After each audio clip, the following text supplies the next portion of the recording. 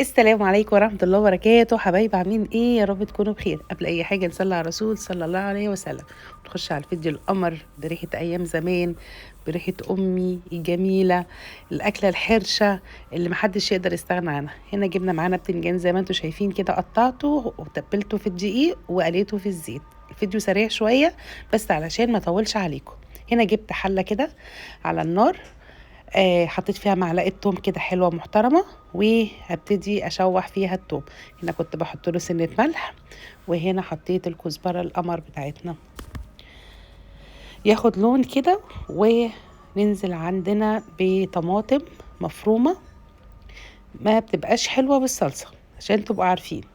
هنا حطيت كمون وملح وفلفل بس. معلش اسفه، كمون وملح وكزبره بس. وبنزل هنا كنت قليت بطاطس جنب الفلفل والبتنجان، وخلاص على كده ادي المسقعه بس. يعني هي بص ما فيهاش تفاصيل خالص. احنا بصراحه ما يعني قصه بقى ان انا اعمل المسقعه دي كده بتاع حبيش تانية، انا بحبها كده اكتر. هنا بقى كنت جبت بصلايه وخليتها تاخد لون زي ما انتم شايفين كده، ونزلت معايا هنا بطماطمايه وفلفل زي ما انت عايزه، وقلبتهم في بعض وركنتهم على جنب. هنا جبت 4 معالق دقيق و3 بيضات وشويه لبن، ما يعني نص كوبايه لبن. انا ملهاش مقادير معايا معينه، انا لحد ما تدي القوام اللي انا عايزاه. انا هنا كنت حطيت بابريكا وفلفل اسمر وكمون وملح وكزبره.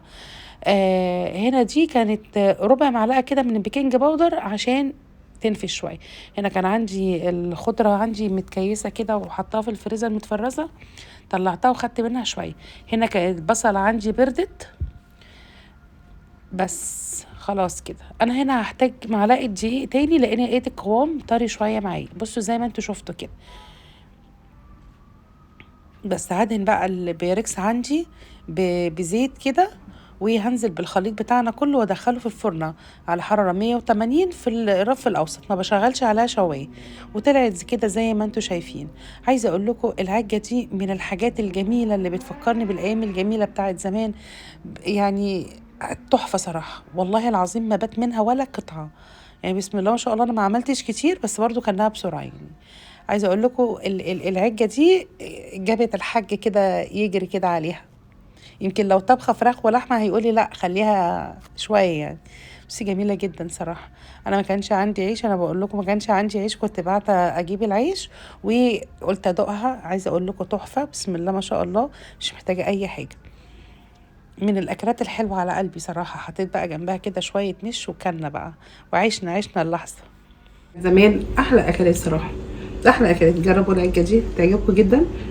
مسقعه بطريقه امي، مش ولا لحمه مفرومه ولا اي حاجه ولا اي افتكاسات خالص. هي امي كانت بتعملها كده وانا عملتها زي ما هي بتعملها، بتبقى تحفه وجميله، وكل اللي بياكلها عندي بتعجبه جدا. خليكم معايا ان شاء الله فيديو جديد واكله سهله، والسلام عليكم ورحمه الله وبركاته. باي باي.